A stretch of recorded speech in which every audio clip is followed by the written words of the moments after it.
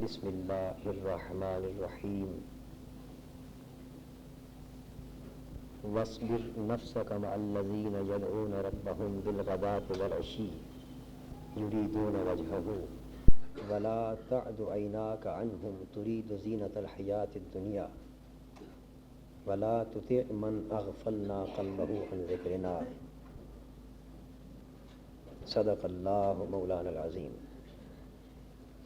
صدر گرامی قدر، معزز مشائخ و علماء کرام، حضرات اساتذہ و معزز سامعین، آج کی یہ نشست حضرت داتا گنج بخش سیدنا علی حجویری رضی اللہ تعالی عنہ کے عرس مبارک کے موقع پر منعقد ہو رہی ہے، اور آپ کی شخصیت اولیاء اولین و آخرین میں بغیر شک و شبہ کے امام اور مقتدا کی حیثیت کی حامل ہے۔ تصوف اور زندہ تصوف کے موضوع پر لکھی جانے والی کتابوں میں آج تک ہمیں کشف المحجوب کی نظیر میسر نہیں آتی، اور میں یہ آپ کو محض وفور عقیدت یا اس مجلس کی نسبت سے یہ بات عرض نہیں کر رہا، بلکہ امر واقعہ ہے کہ میں دروس تصوف کے ضمن میں اور ویسے مطالعہ تصوف کے باب میں سینکڑوں موضوع پر لکھی گئی کتب اور تصانیف کا جب مطالعہ کرتا ہوں تو جو کچھ کشف المحجوب سے میسر آتا ہے، میں بلا مبالغہ عرض کر رہا ہوں، وہ کچھ دیگر کتابوں سے اس شان کے ساتھ میسر نہیں آتا۔ یہی بات ہے کہ کشف المحجوب کو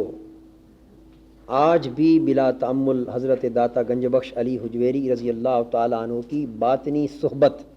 اور روحانی مجلس قرار دیا جا سکتا ہے، اور جس شخص کو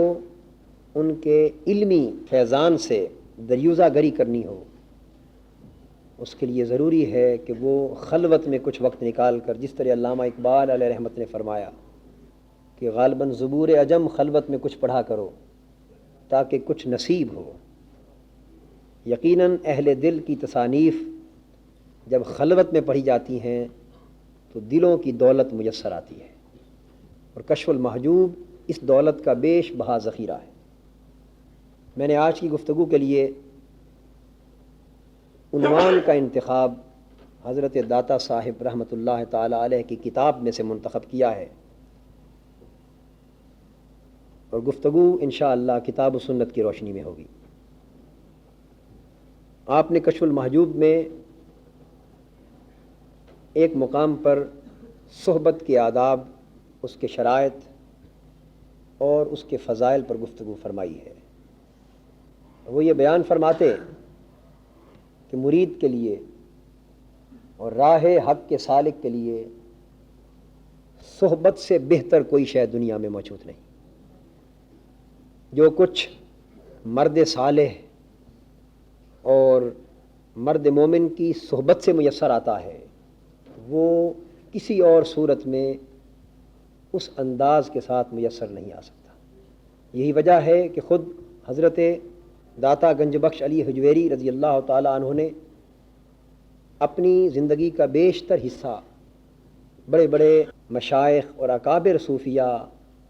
اور صلحاء کی خدمت میں بیٹھنے اور ان کی صحبت اختیار کرنے میں بسر فرمایا، اور آپ خود فرماتے ہیں کہ صرف خراسان میں یعنی ایک مقام پر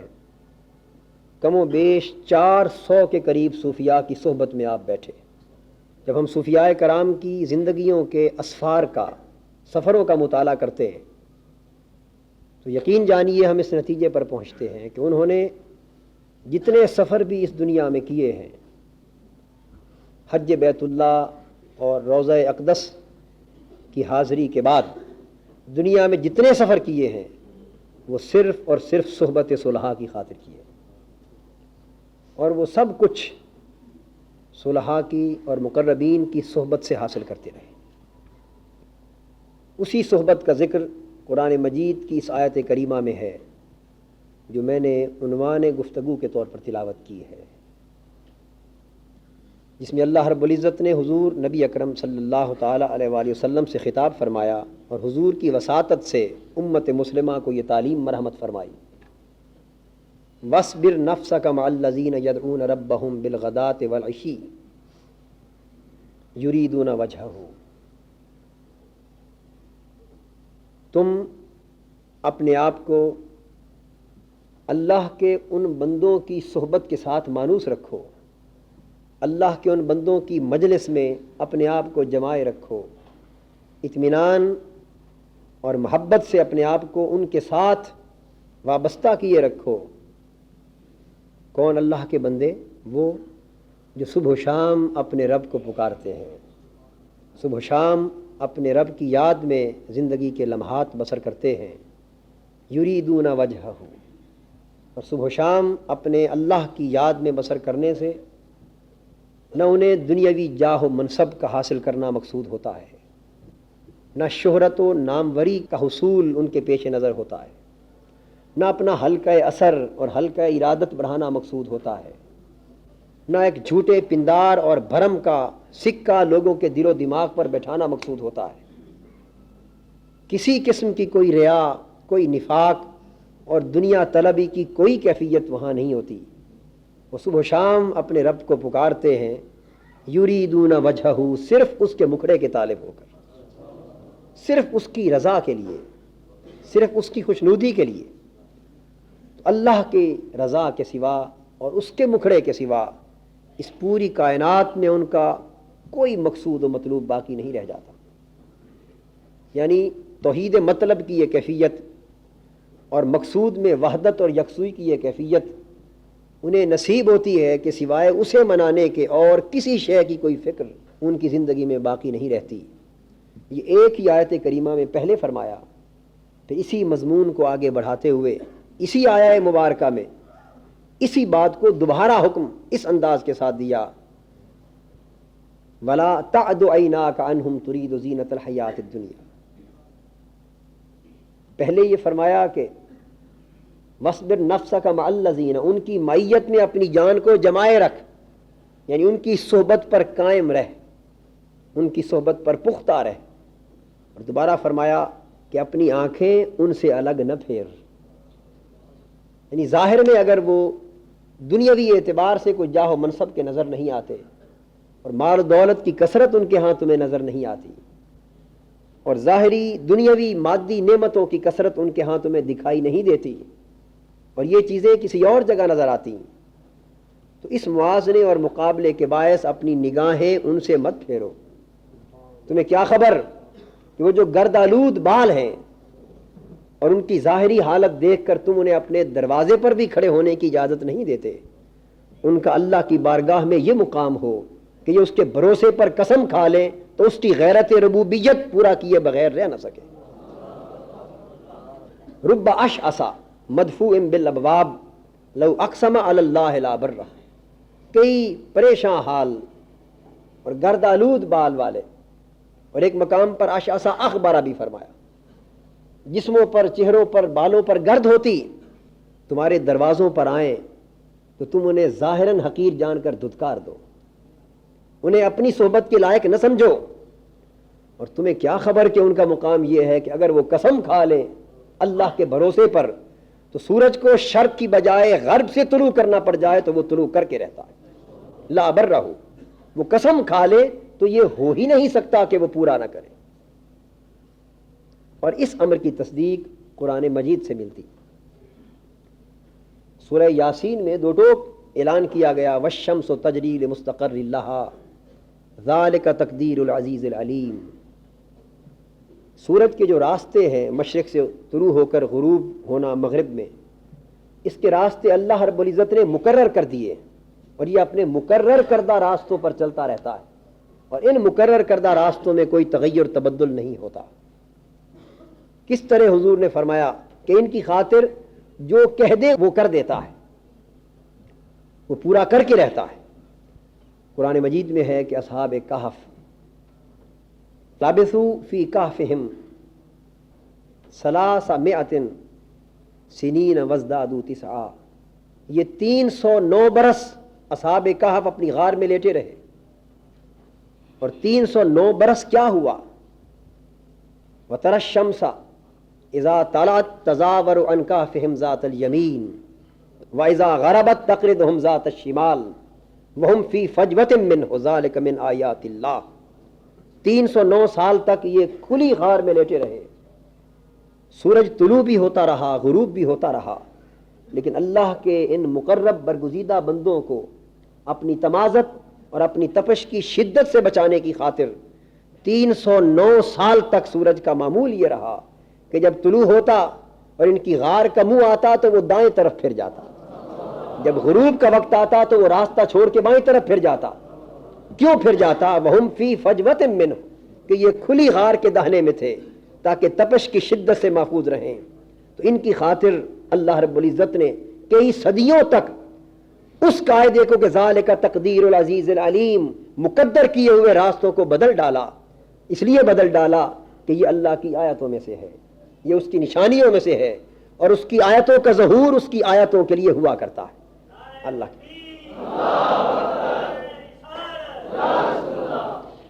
تو عرض یہ کر رہا تھا کہ فرمایا لا تعد عیناک عنہ،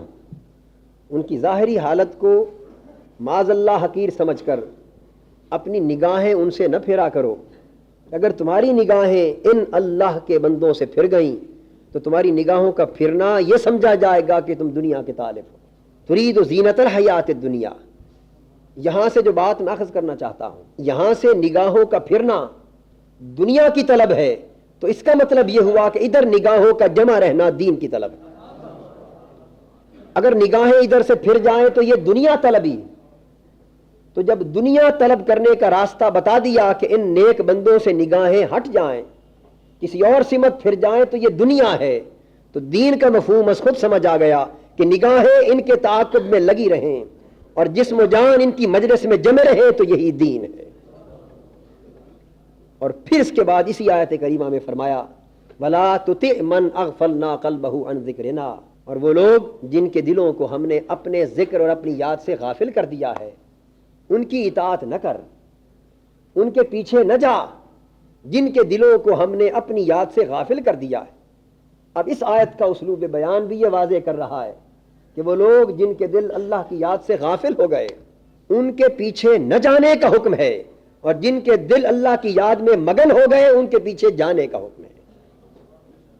یہ اہمیت صحبت ہے جو قرآن مجید کی ایک ہی آیت میں 3 مقامات پر مختلف انداز کے ساتھ جس کو واضح کیا جا رہا ہے۔ یہ بات کیوں کی جا رہی ہے؟ اس لیے کہ مردہ دلوں کو زندگی کی جو دولت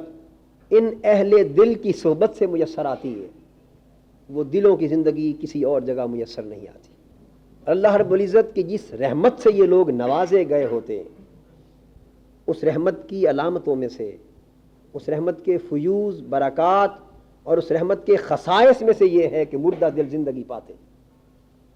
اس رحمت کا یہ اثر ہوتا ہے جس سے یہ نوازے جاتے ہیں کہ اگر ان کی صحبت میں آنے والا، ان کے قرب میں آنے والا زندہ دل ہو تو ان کی صحبت کے فیض سے اس کا دل کبھی مردہ نہیں ہونے پاتا۔ اگر زندہ دل ہو تو وہ دل موت سے بچا رہتا ہے، اور مردہ دل ہو تو زندگی پا جاتا ہے۔ یہ ان کی صحبت اور قرب کا اثر ہے۔ اس لیے ارشاد فرمایا کہ ان کی صحبت میں جمع رہو، ان سے تعلق کو قائم رکھو۔ جب ہم اس تصور کو کہ ان کی صحبت اور قرب کی یہ برکت کس طرح قرآن مجید سے پوچھتے ہیں، سورہ کہف اس عقدے کو حل کرتی۔ حضرت موسیٰ علیہ السلام اپنے ایک رفیق کار حضرت یوشع کو ساتھ لے کر باذن الہی حضرت خضر علیہ السلام کی تلاش میں نکلتے ہیں۔ خضر علیہ السلام کا ولی ہونا متحقق ہے، ان کی ولایت پر اختلاف نہیں، نبی ہونے پر اختلاف۔ بعض اہل علم نے کہا کہ یہ نبی تھے، بعض نے کہا کہ نبی نہیں صرف ولی تھے، لیکن ولایت پر کوئی اختلاف نہیں۔ ان کی تلاش میں نکلتے ہیں۔ اب قرآن مجید نے جس مقام پر حضرت خضر علیہ السلام مقیم ہے، اس مقام کا نام پتہ نہیں بتایا کہ وہ فلاں شہر ہے، جگہ کا یہ نام ہے، گلی کا یہ نام ہے، یا جنگل کا یہ نام ہے، یا وہ مقام اس عنوان سے پہچانا جاتا ہے، ایسی کوئی خبر نہیں بتائی۔ ایک علامت اشارے کے طور پر حضرت موسیٰ علیہ السلام کو اس سے آگاہ فرما دی۔ وہ کیا ہے؟ وہ مرض یہ کر رہا ہوں کہ جب وہ اس مقام پر پہنچے، قرآن مجید کہتا ہے فَوَجَدَا عَبْدًا مِّنْ عِبَادِنَا آتَيْنَاهُ رَحْمَةً مِّنْ عِنْدِنَا وَعَلَّمْنَاهُ مِن لَّدُنَّا عِلْمًا۔ بس جب وہ اس مقام پر پہنچے تو ان دونوں نے ہمارے بندوں میں سے ایک خاص بندے کو پا لیا، اور یہ وہ بندہ تھا جس کو ہم نے اپنی طرف سے خصوصی رحمت کی دولت عطا کی تھی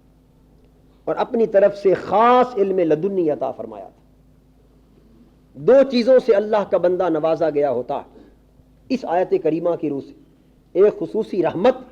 اور ایک خصوصی علم۔ از خود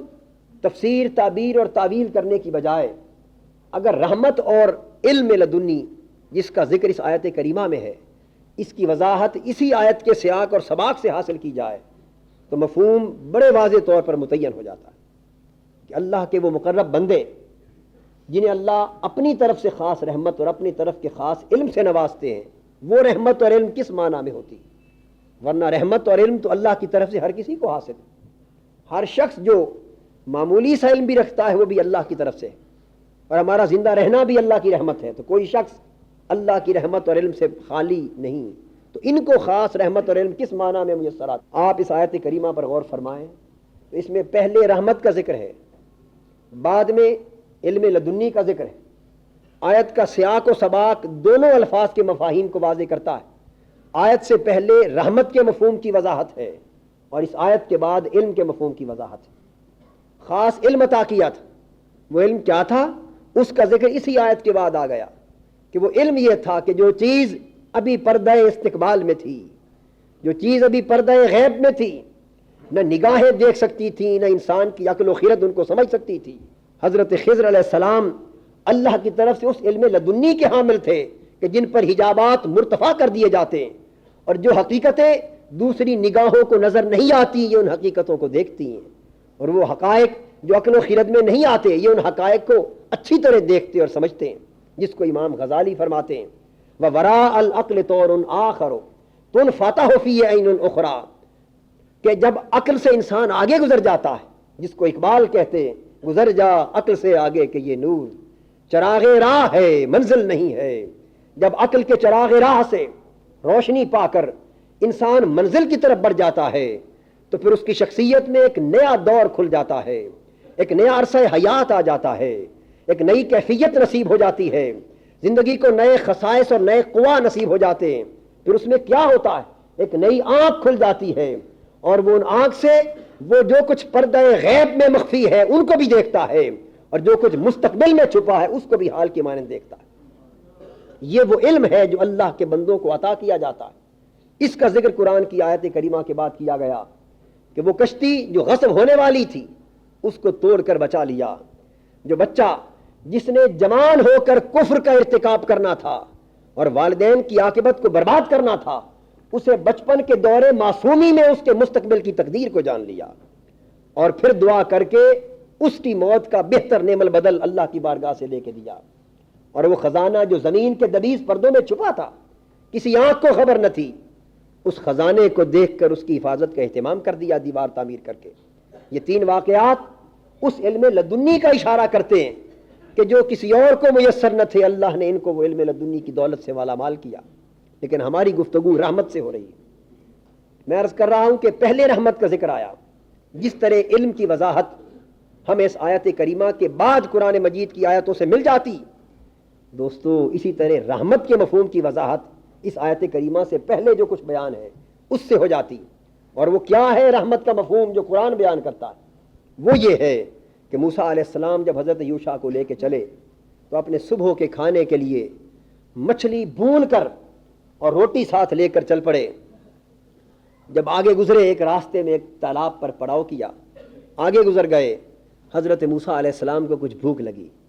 جب بھوک لگی تو آپ نے فرمایا حضرت یوشع سے کہ ہمارا کھانا لے آ۔ یہ زندہ مچھلی کا کھانا نہ تھا بلکہ بھنی ہوئی مچھلی تھی کھانے کے لائق۔ آپ نے جب کھانا مانگا تو آپ کے خادم حضرت یوشع عرض کرتے ہیں، قرآن کہتا ہے فلما بلغا مجمع بینہما نسیا حوتہما فاتخذ سبیلہ فی البحر سربا، کہ جب وہ دو دریاؤں کے سنگم کی جگہ پر پہنچے تھے اور تھوڑی دیر انہوں نے پڑاؤ کیا تھا، تو وہاں اس سنگم پر پہنچے تو بھنی ہوئی مچھلی، مردہ مچھلی جو آگ پر پکائی گئی تھی اور سالن کی حالت میں تھی، وہ مچھلی اس مقام پر زندہ ہو گئی، اور زندہ ہو کر فاتخذ سبیلہ فی البحر سربا، اور وہ سمندر یا دریا میں سرنگ کی طرح راستہ بناتی ہوئی بھاگ گئی۔ حضرت یوشع کو خیال نہ رہ سکا۔ آگے جا کر جب موسیٰ علیہ السلام نے پوچھا تو فرمانے لگے واتخذ سبیلہ فی البحر عجبا، کہ میں تو حیران ہوں حضرت موسیٰ اس وقت تک کہ مچھلی بھنی ہوئی تھی، اگر زندہ ہوتی تو پھر تو عجبا کی بات ہی کوئی نہ تھی۔ بھنی ہوئی مچھلی تھی، سالن کی حالت میں تھی، پکا کے لائے تھے، مردہ حالت میں لائے تھے، لیکن مجھے اس وقت تک تعجب ہے اور میں اس عقدے کو حل نہیں کر پا رہا کہ جب ہم اس مقام پر پہنچے جہاں دو دریاؤں کا سنگم تھا تو بھنی ہوئی مچھلی زندہ ہو کر سمندر میں بھاگ گئی، اور میں اس وقت تک حیرت اور استعجاب میں ہوں۔ جب حضرت موسیٰ علیہ السلام نے یہ سنا کہ وہ مقام جہاں مردہ مچھلی کو زندگی مل گئی تھی وہ گزر گیا، آپ وہیں رک گئے اور فرمانے لگے ذالک ما کنا نبغی فرتدا علی آثارہما قصصا، یوشع لوٹ چل، ہم اسی مقام کی تلاش میں نکلے تھے جہاں مردہ کو زندگی مل گئی، جہاں موت زندگی سے بدل گئی ہے اور بنی ہوئی مچھلی زندہ ہو کے نکل گئی ہے۔ ذالک ما کنا نبغی، یہ وہی مقام ہے جس کی تلاش میں ہم نکلے تھے۔ اس آیت کریمہ کے الفاظ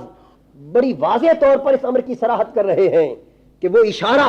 جو اللہ رب العزت نے حضرت موسیٰ علیہ السلام کو حضرت خضر علیہ السلام کی رہائش کی علامت کے طور پر بتایا تھا، وہ کسی نام کے حوالے سے نہ تھا، یہ تھا کہ موسیٰ اس مقام پر جا جہاں تیری مردہ مچھلی زندہ ہو جائے گی، کہ میرا بندہ جہاں قدم رکھتا ہے وہاں موت زندگی سے بدل جاتی، وہاں موت زندگی سے بدل جاتی۔ اس لیے کہ ان کی فضا، اور پھر حضرت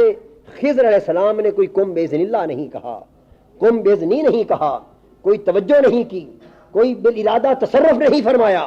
کچھ نہیں ہوا، اور نہ حضرت موسیٰ علیہ السلام نے کچھ کہا، یہ تو ایک اتفاق تھا۔ اس فضا سے گزرے، اس پانی کے قریب سے گزرے جسے چشمہ حیات کہتے ہیں، اس فضا سے گزرے جس فضا میں اللہ کا یہ عبد مقرب سانس لیتا ہے، اس مقام پر ٹھہرے جہاں اس کے قدم لگتے ہیں۔ تو دوستو جہاں اللہ کا عبد مقرب اور اس کا مقرب اور برگزیدہ بندہ رہتا ہو، اور وہ ماحول اور وہ ہوائیں اور وہ فضائیں اور وہ پانی اور وہ گرد جو اس کی صحبت اور اس کے قرب میں رہتی ہو، اس کے وجود مسعود کی برکت سے ان فضاؤں میں یہ بھی تاثیر آ جاتی ہے کہ وہاں بھی اگر صدق والے بالفرض تلاش حق میں جو نکلے ہوں وہ اگر مردہ چیز لے کے آئیں تو ان کو زندگی نصیب ہوتی ہے۔ حضرت موسیٰ علیہ السلام پھر فرتدا علی آثارہما قصصا، قرآن میں آیا کہ پھر وہ انہوں نے اپنے قدموں کے نشان تلاش کرنے شروع کر لیے، اور جس راہ سے آئے تھے اسی راہ کو تلاش کرتے کرتے اس مقام پر پہنچے جہاں موت زندگی سے بدل گئی تھی۔ اس مقام پر قرآن کہتا ہے فوجدا عبدا من عبادنا، جب وہ اس مقام پر پہنچے جہاں موت زندگی سے بدل گئی تھی، اس مقام پر پہنچنے کی دیر تھی، بس اسی وقت انہوں نے ہمارے بندے کو پا لیا، اور یہ وہ بندہ تھا جس کو ہم نے اپنی رحمت سے نوازا تھا، اور رحمت یہ تھی کہ جہاں وہ قدم رکھتا ہے وہاں موت زندگی سے بدل جاتی ہے۔ اور ان کی کنیت ابو العباس ہے، نام کچھ اور ہے، لیکن خضر یا خضر اس لیے انہیں کہا جاتا ہے کہ جس مقام پر وہ قدم رکھتے تھے وہاں سرسبز گھاس اگاتی تھی، جہاں وہ بیٹھتے تھے وہاں مردہ زمین زندہ ہو جاتی تھی، اس وجہ سے ان کو خضر یعنی سبزہ والا کہا جاتا ہے کہ جہاں قدم رکھتے مردہ زمین سرسبز و شاداب ہو کر زندگی کی علامت بن جاتی۔ تو میں یہ عرض کر رہا تھا کہ اللہ کے ان مقرب بندوں پر اللہ کی خصوصی رحمت کا معنی یہ کہ وہ ان کو نہ صرف روحانی سطح پر حیات ابدی کے ساتھ نوازتے بلکہ ان کی روح کو حیات بخش بنا دیتے ہیں۔ جو ان کی صحبت میں آتا ہے وہ مردہ دل ہو تو زندگی پاتا ہے، اور اگر زندہ دل ہو تو کبھی مردہ نہیں ہونے پاتا۔ اصحاب کہف ہی کے باب میں آگے چل کر پیچھے اس سے پہلے فرمایا کہ جب وہ 309 برس غار میں لیٹے رہے تو صاف ظاہر ہے کہ بغیر کھائے پیے سوت سرمدی کے بغیر 309 برس تو کوئی سو نہیں سکتا، کوئی زندہ نہیں رہ سکتا، لیکن یہ اس کی قدرتیں ہیں کہ اس نے اپنے بندوں کو 309 برس تک ظاہری حیات بشری کے تقاضوں کو پورا کیے بغیر زندہ رکھا۔ اور میں اب یہ اس امر کی طرف آپ کو متوجہ کر رہا ہوں کہ خود تو انہیں حیات ابدی اس کے فیضان کرم سے نصیب ہو ہی جاتی، لیکن جو ان کے دامن صحبت سے وابستہ ہو جاتا ہے یہ خود صاحب حیات نہیں ہوتے، حیات بخش ہوتے ہیں۔ زندگی عطا بھی کرتے ہیں، اور پھر زندگی کس کس کو عطا کرتے ہیں؟ اگر قرآن سے سوال کریں تو قرآن کہتا ہے 3 تھے، چوتھا ان کا کتا تھا، یا 5 تھے، چھٹا ان کا کتا تھا، یا 7 تھے اور 8واں ان کا کتا تھا، انہوں نے ہر دم اسے بھگایا کہ تو بھاگ جا، کہیں ہمارے لیے پریشانی کا باعث نہ بن جائے۔ لیکن قرآن ہے، میں یہ نہ قصہ کہانی عرض کر رہا ہوں، نہ کتابوں کی حکایتیں عرض کر رہا ہوں۔ حکایتیں ہوں تو رد کی جا سکتی ہیں، قصے کہانیاں ہوں زیب داستان کے لیے تو انہیں رد کیا جا سکتا ہے، لیکن میں تو نصوص قرآنی سے بات کر رہا ہوں۔ قرآن کہتا ہے کہ کتا ان کے پیچھے رہا، ساتھ ساتھ چمٹا رہا، اس کتے نے بھی ان کی صحبت کو ترک کرنا گوارا نہ کیا۔ پھر بالآخر کیا ہوا؟ وہ غار میں لیٹے، 309 برس گزر گئے، اور اس کے بعد خدا جانے کتنا عرصہ بیت چکا، اور وہ لیٹے وَنُكَلِّمُهُمْ ذَاتَ الْيَمِينِ وَذَاتَ الشِّمَالِ، اور ہم انہیں کبھی دائیں کروٹ بدلتے ہیں، کبھی انہیں بائیں کروٹ بدلتے ہیں، ہم انہیں بدل رہے ہیں، اور آرام کی کیفیت میں انہیں ایک نیند کے حالت میں سے گزار رہے ہیں، اور مدت مدید سے، صدیوں سے ان کا کتا بھی ان کی صحبت میں بیٹھا ہے۔ وَكَلْبُهُمْ بَاسِطٌ ذِرَاعِهِ بِالْوَصِيدِ، وہ تو حیات ابدی سے آشنا ہوئے ہی تھے، لیکن اسی طرح صدیوں سے ان کا کتا بھی زندہ حالت میں ان کی غار کے دانے پر بیٹھا ہے اور پاؤں بچھاڑ کر بیٹھا ہے۔ موت نہ ان کے جسم کو گلاتی ہے، نہ ان کے کتے کو تباہ کرتی ہے۔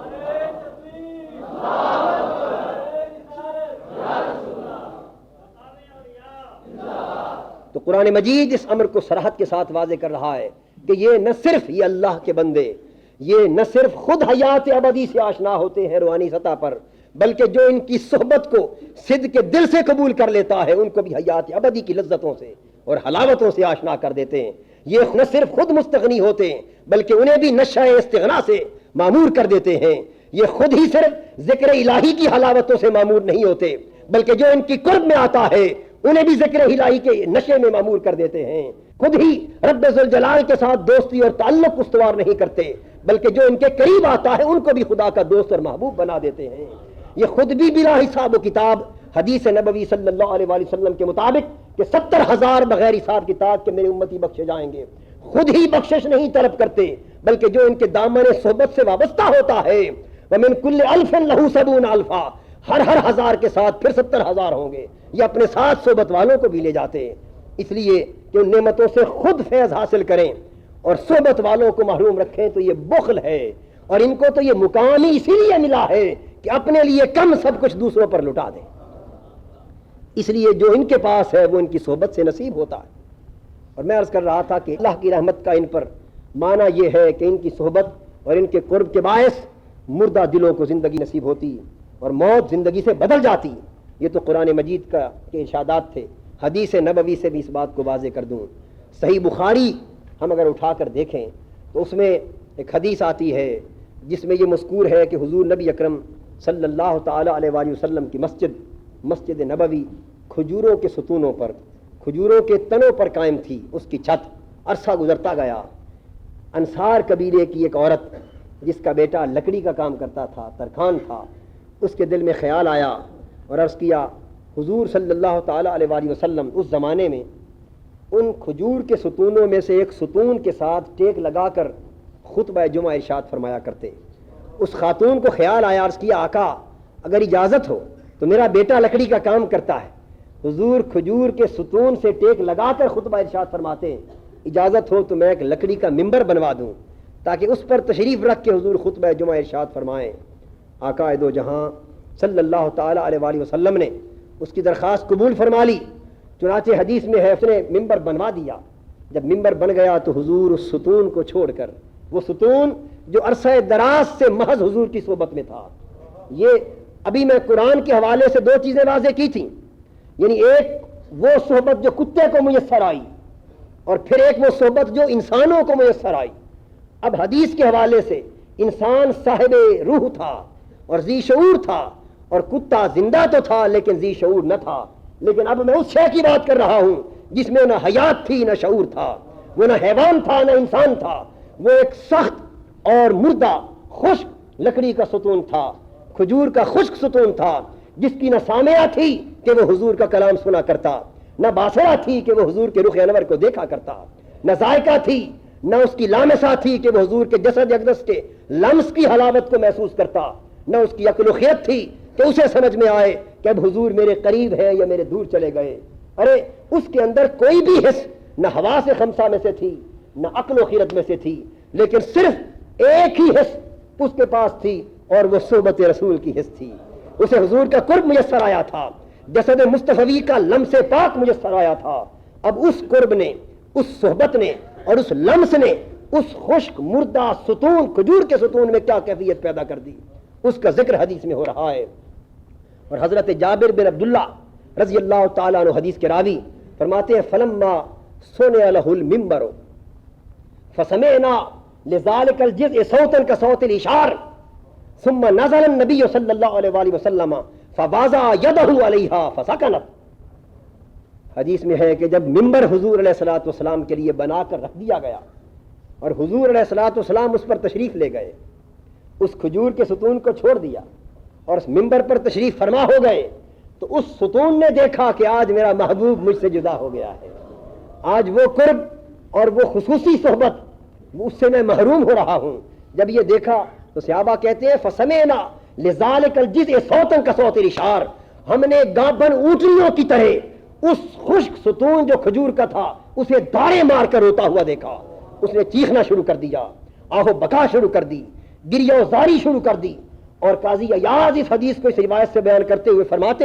کہ اس طرح رویا، اور بخاری میں بھی آتا ہے کہ قریب تھا کہ اگر وہ روتا رہتا تو اس کے رونے کے درد کے باعث ہمارے جگر پھٹ جاتے، اتنا رویا۔ وہ فراق رسول میں رو رہا تھا، وہ وصال رسول کی آرزو میں رو رہا تھا، اتنا رویا کہ ثم نزل النبی صلی اللہ علیہ وآلہ وسلم فوضع یدہ علیہا، حضور اتر آئے، آپ نے دیکھا کہ یہ میرے مس ہوئے بغیر اب رونا بند نہ کرے گا، آپ نے دست شفقت اس ستون کے اوپر رکھا، فسکنت، دست شفقت کے رکھنے کی دیر تھی کہ اس نے رونا بند کر دیا، اسے سکون آ گیا۔ اور کیسا سکون آیا، اس کا ذکر دوسری روایت میں جسے حضرت عبداللہ ابن عمر رضی اللہ تعالیٰ عنہ روایت کرتے ہیں، فرماتے ہیں فصاحت النخلۃ سیاح الصبی،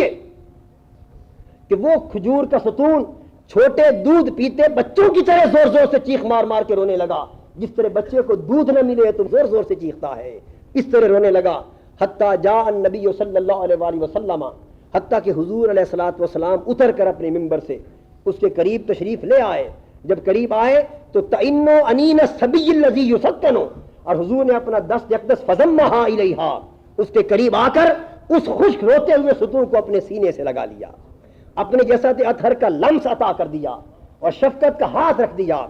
جب اس نے حضور کے دست اقدس کو چھوا تو پھر حدیث میں ہے تئن انین الصبی الذی یسکن، وہ اس طرح سسکیاں لے لے کر چپ ہو گیا، جس طرح روتے بچے کو ماں کا دودھ مل جائے تو وہ سسکیاں لے لے کے روتا ہے، چپ پڑ جاتا ہے۔ اس کی سسکیاں دیکھ کے ہم دنگ اور حیران رہ گئے۔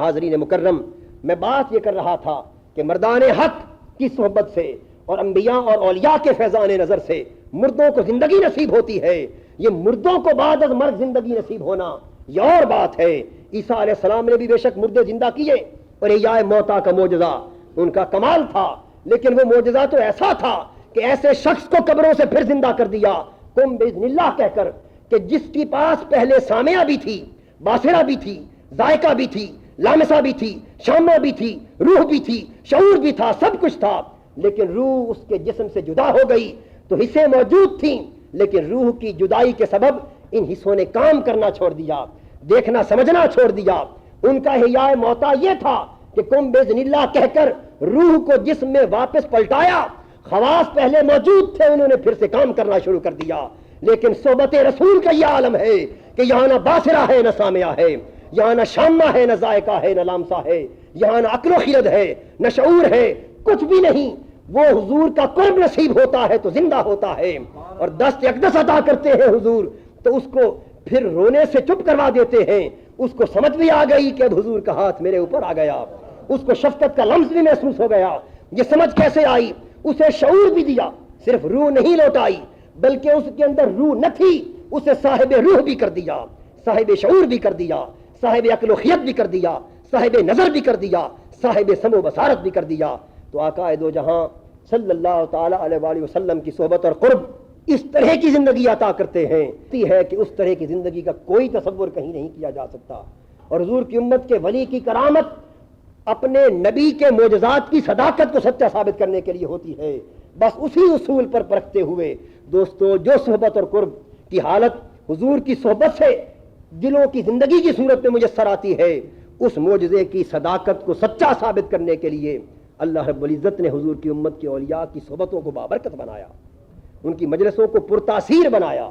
اس لیے وہ لوگ جو ان کی صحبت میں آتے ہیں، ان کی مجلس میں آتے ہیں، وہ مردہ دل ہو تو زندگی پاتے ہیں، اور زندہ دل ہو ان کے دل کبھی مرنے نہیں پاتے. اپنی گفتگو کے اختتام پر ایک پیغام کے طور پر عرض کرنا چاہتا ہوں، وہ یہ ہے کہ ان کی صحبتوں کی تاثیر، ان کی صحبتوں کی برکت اور ان کی صحبتوں کی اہمیت اور افادیت کو بیان کرنے اور سمجھنے کا اصل مقصود یہ ہے کہ سمجھا جائے کہ ان کی صحبت سے کیا حاصل کرنا چاہیے. ہم حضرات دنیا دار ہو کر جاتے اور دنیا داری کے سوا ان کی صحبتوں سے کوئی تعلق نہیں رکھتے. ہم جاہ طلبی کے سوا ان کی صحبتوں سے کوئی تعلق نہیں رکھتے.